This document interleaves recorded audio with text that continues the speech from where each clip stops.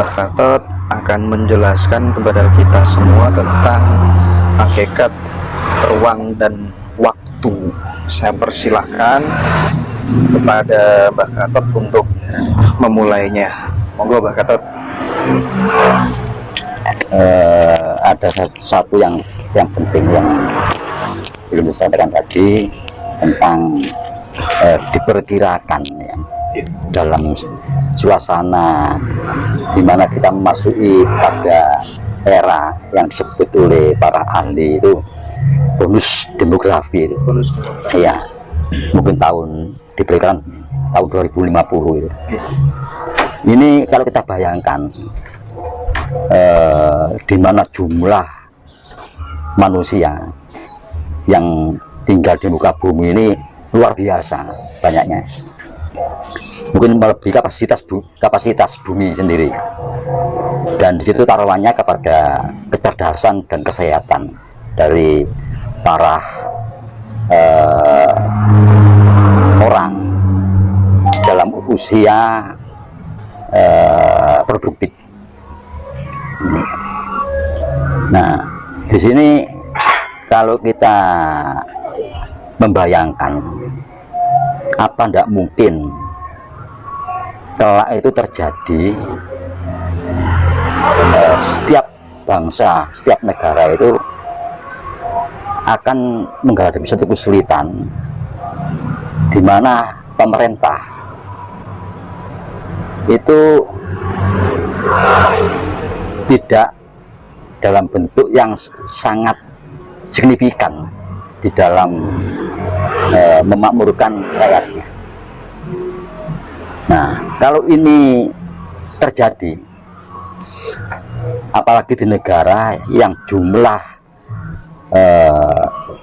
penduduk usia produktif itu terbatas dibandingkan dengan penduduk yang non produktif, anak-anak, bayi, anak-anak menjelang remaja dan orang tua. Nah, yang dikhawatirkan akan terjadi sesuatu yang sangat tidak manusiawi, yang akan melanggar nilai-nilai kemanusiaan. Nah, apa kira-kira itu? Pembunuhan dari orang cerdas terhadap orang yang tidak cerdas, dari orang-orang usia produktif kepada orang-orang yang tidak usia produktif, dengan alasan mengurangi jumlah penduduk. Pemerintah tidak mampu lagi kalau harus memakmurkan seluruh orang, jadi harus dikurangi. Nah, ini tidak mustahil, ini tidak terjadi. Sebab kita sudah pernah mendengar, misalnya ada Skolantika yang jumlah muridnya itu ya ratusan, akhirnya mati terbakar.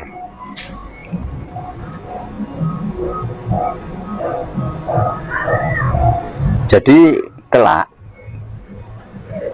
itu akan berhadapan di setiap negara antara penduduk yang berusia produktif, usia istilahnya dalam usia angkatan kerja, ya, usia angkatan kerja itu harus menanggung beban sekian orang di luar itu, yakni orang-orang tua dan anak-anak. Itu dimana disebutkan tergantung kecerdasan dan kesehatan dari penduduk-penduduk yang usia angkatan kerja itu. Tapi memikul beban semacam ini kan sangat dirasakan juga oleh pemerintah. Apa kita tidak khawatir pada saat itu akan terjadi orang-orang yang menjadi beban dibunuh daripada menjadi beban pemerintah dan masyarakat secara umum? Mungkin dibunuh orang-orang tua yang sudah tidak produktif lagi, menjadi beban masyarakat, beban pemerintah, mungkin usia 65, 70, 80. Ini menjadi beban. Nah, disinilah mulai kita sudah tidak lagi memperhatikan tentang nilai-nilai kemanusiaan. Itu sangat dikhawatirkan. Ini harus kita bayangkan keadaan seperti itu terjadi.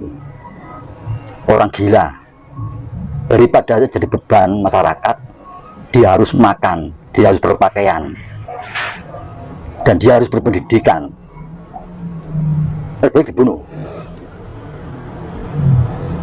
Orang bodoh menjadi beban orang cerdas, dia tidak produktif, lebih baik dibunuh.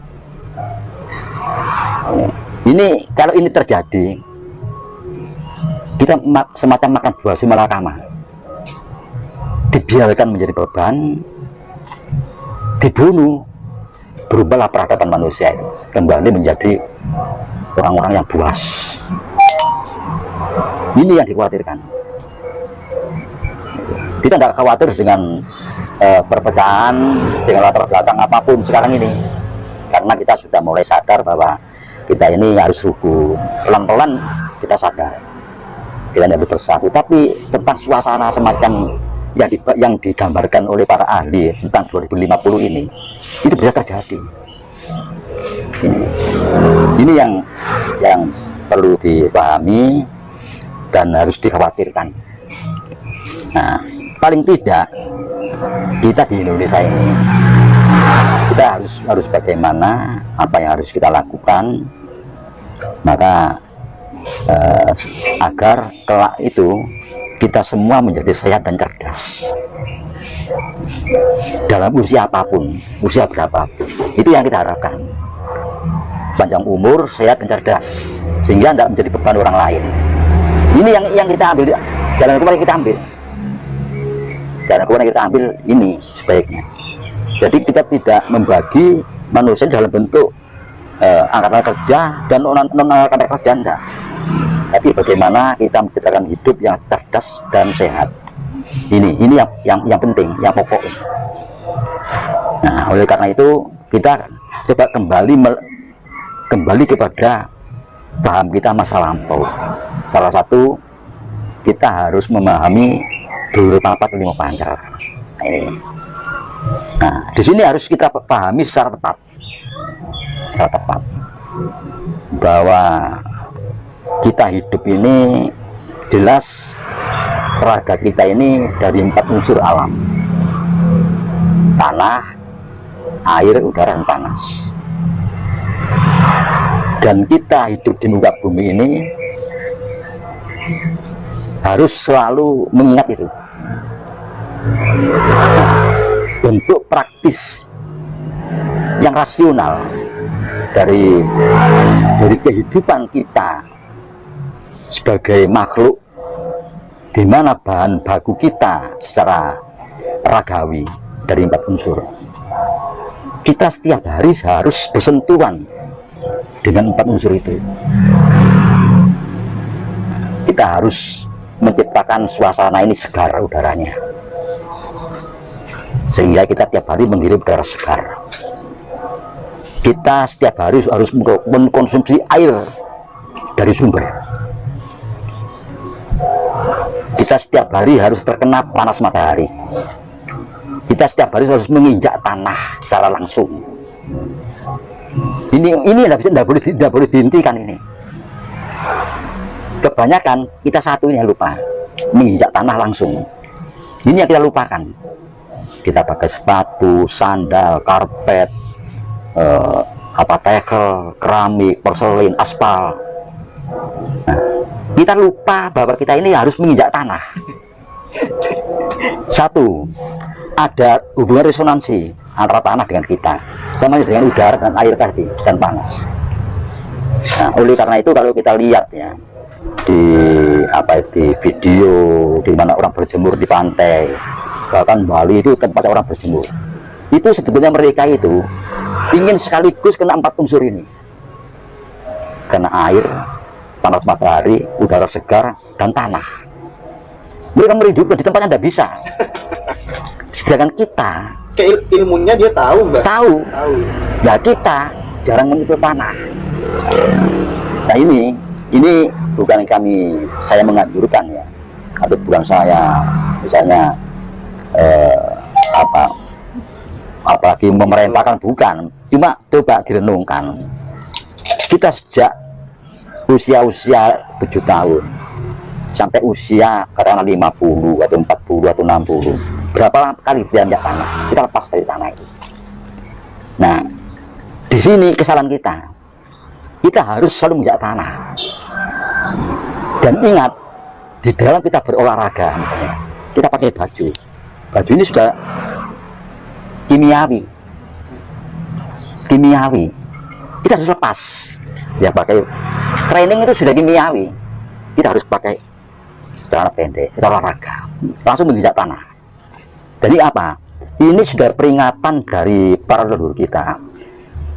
Ini ngono berupa petani pancar, ojo ngerti tali, ojo ditinggalkan. Itu maksudnya itu. Kita nggak boleh lepas dari 4 unsur itu di dalam kesehariannya. Dan kalau kita lepas satu unsur saja, tanah, loh, bagaimana kita mampu untuk bermeditasi, semedi, nembus kepada yang kita harapkan. Sedangkan unsur kita sudah tidak jangkep, ya jelas goyang kita akan menemui kesulitan, karena dalam keseharian kita menggulung 4 unsur ini sudah kurang, apalagi hidup di suatu tempat yang polusi, kita kurang sudah. Kekuatan 4 unsur sudah menurun. Minum air kita sudah menurun. Kita apalagi tidak menginjak tanah. Ini bukan peringatan ya, saya sebagai orang tua mengingatkan saja. Jangan lupa setiap harinya 4 unsur harus disentuh.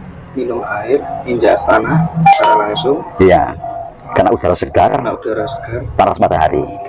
Yang dilupakan itu menginjak tanah. Ini pokok. Sebab apa? Tanah ini betul satu unsur dari 4 unsur. Tapi tanah itu mengandung 3 unsur yang lain. Tanah ini mengandung 3 unsur yang lain. Lengkap tanah ini. Unsurnya lengkap. Belum lagi gravitasi bumi. Ini yang sangat penting. Jangan meremehkan gravitasi bumi.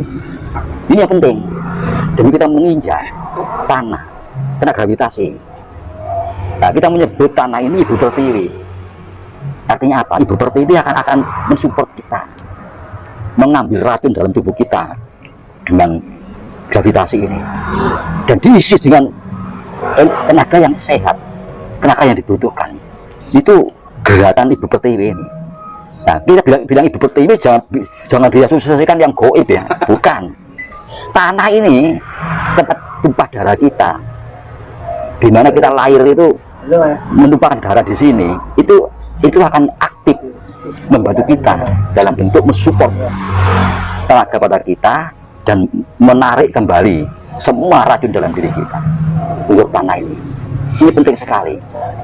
Ini harus kita pahami sebagai pemahaman dasar keseharian. Kita harus tetap berhubungan langsung dengan 4 unsur ini. Itu kunci. Nah, kalau kita lalu berbicara Manunggalika Kula Gusti Sakan Paran, tapi dalam keseharian kita sudah lemah, sirkulasi 4 unsur lemah pada diri kita.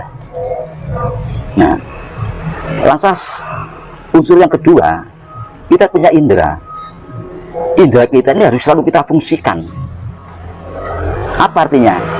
Kalau tidak musuh itu sama dengan melamun. Nah, ini yang bahaya. Yang bahaya orang yang tidak memfungsikan inderanya.